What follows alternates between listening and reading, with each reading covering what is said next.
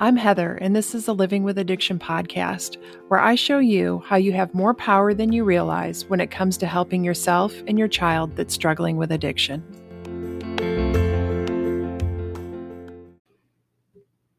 Hello, how's everybody doing today?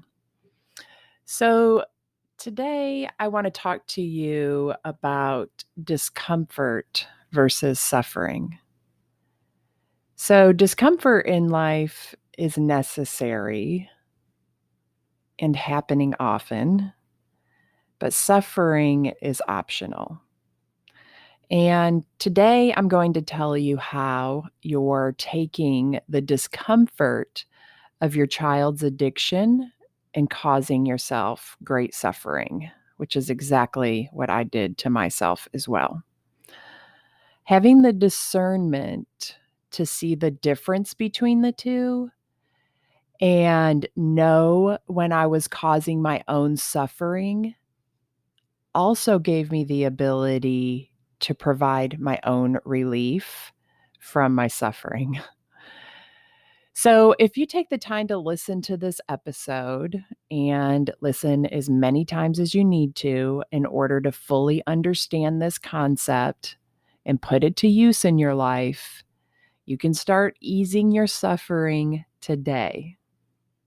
Today. It will take mindfulness and discipline, but you can do it. So I just want to say to let this concept be easy for you. It's not complicated. Don't complicate it.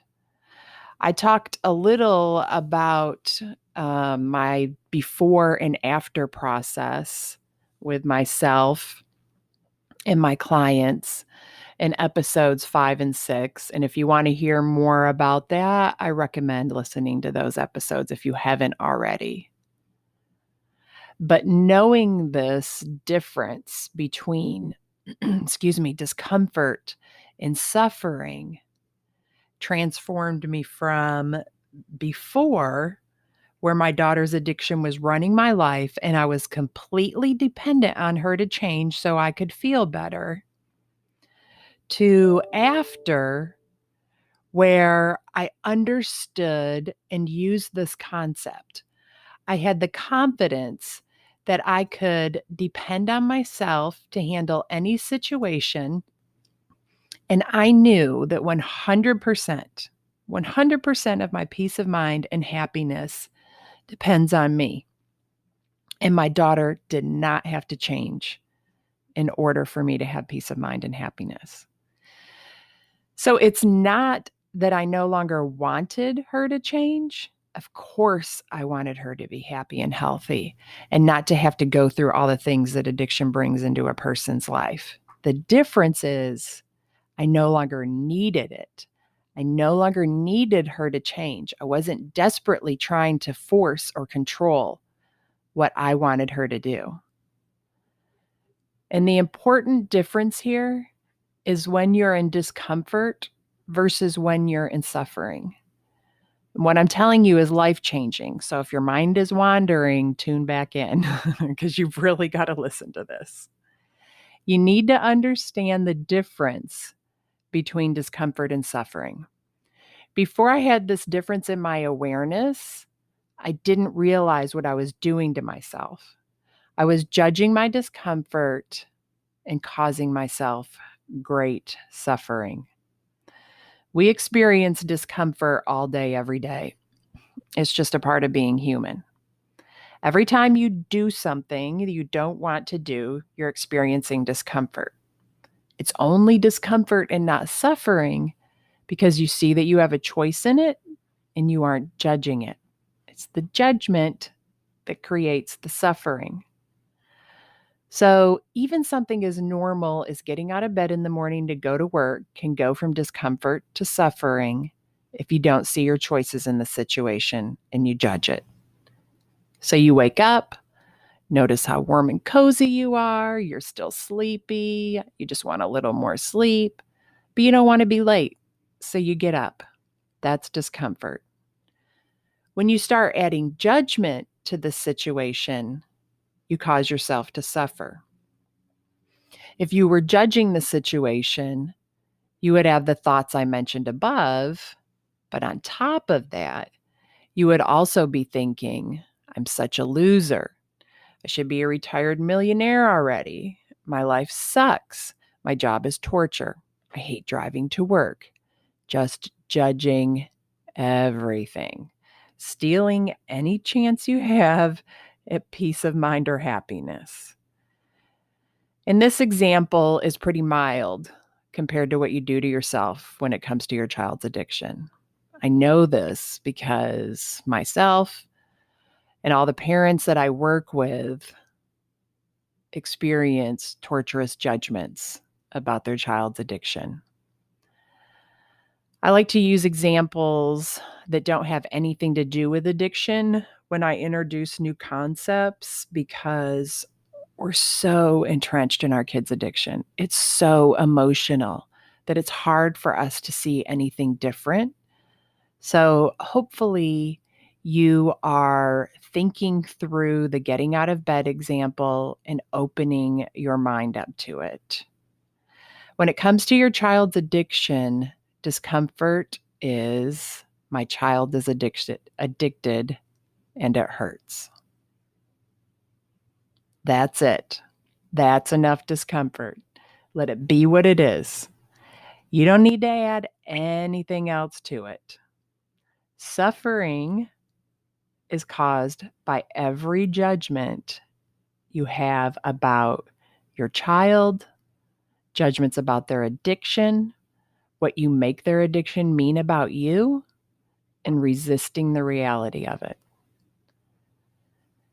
Suffering is their addiction is my fault. If I was a better parent, they wouldn't be addicted to drugs or alcohol. If they loved me, they would stop. If they respected me, they would get sober. My addicted child should be more like my star student child. They're just weak. They need to toughen up and cope without using. This shouldn't be happening. My life wasn't supposed to turn out this way. All of these judgments are taking you from discomfort to suffering. They're wasting so much precious energy. The judgments have you so caught up in inventorying all of your problems that you have no time or energy for solutions. I want you to think of judgments as roadblocks. They keep you stuck. They stop all progress. They raise your emotions, and when your emotions are high, your thinking and reasoning is low. It's just how our brains work. So if you want to be able to focus on solutions, then you have to release the judgments. Once you release the judgments, you're back in discomfort. And that discomfort is, my child is addicted and it hurts. So instead of judgment, open up to compassion. When you're in compassion, you can be present with their addiction instead of resisting it. If you can be present with their addiction, then it's no longer in control. So just sit with that for a moment because it's really important. If you can be present with their addiction, then it's no longer in control. So I want you to close your eyes, breathe deeply, and imagine their addiction and being present with it. Let go of resistance. Take your power back from it. Picture it sitting next to you. Give it a name and a face, like an avatar. Mine is an angry cartoon, like little storm cloud that's pouting. Like that's what I picture when I picture just sitting with my daughter's addiction. Notice how physically tense and uncomfortable it makes you sitting there next to it. Feel what that feels like in your body. Get familiar with it because I want you to see it as a signal when you're interacting with your child and that comes up. So I want you to be so familiar with that feeling that the next time you're interacting with them and their addiction is coming up and you feel that tenseness, that, your heart racing, whatever it is, that being that discomfort in your body, that being present with their addiction causes, I want you to be so familiar with it. And when it comes up, I want you to see it as a signal and know that you're resisting it and you're not being present with it. So make peace with it. Understand that little storm cloud is full of pain. Accept it so you can work with it. And I want you to practice that on your own until you feel the shift from resistance to acceptance. Like, even just talking about this right now and going through that process in my mind while I'm sharing it with you helps me open up more, helps me see the ways, even though I'm not that resistant to it anymore, I could see a few ways that it was sneaking in and I was having some resistance. I was seeing the ways that that comes up for me. And it's so important to keep this in your awareness and build that skill of just being able to be present with their addiction. Just keep practicing it until you're comfortable with it. It's just such a powerful skill.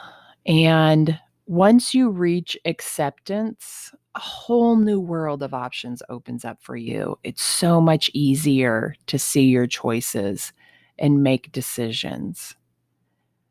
And, as I'm saying this, I'm also remembering how good I got at just sitting with my daughter's addiction, how I made that switch from that just rigid resistance, like I was trying to push over a brick wall, to just accepting it and being able to sit with the discomfort of it.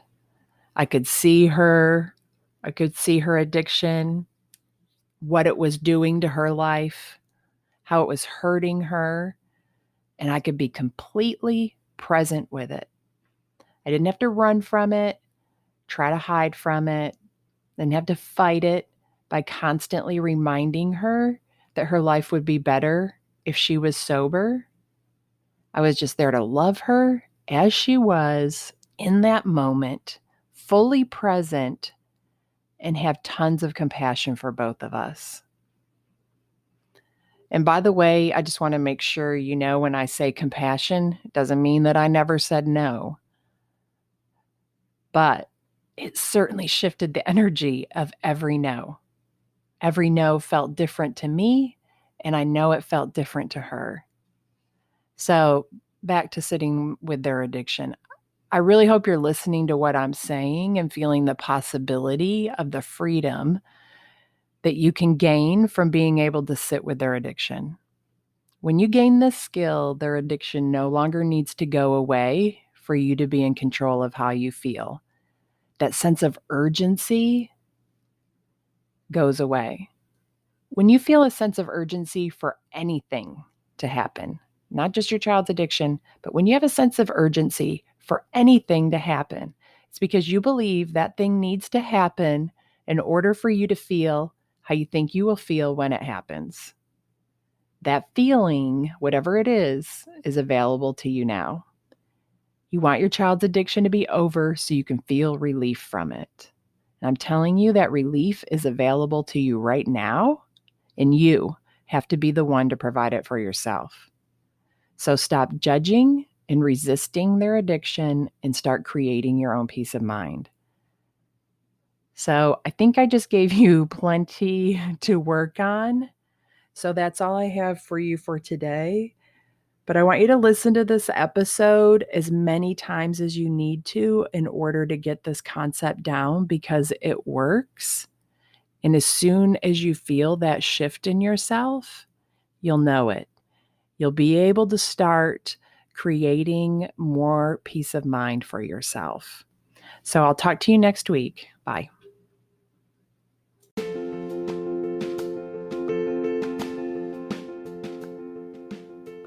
Thank you for listening to this episode.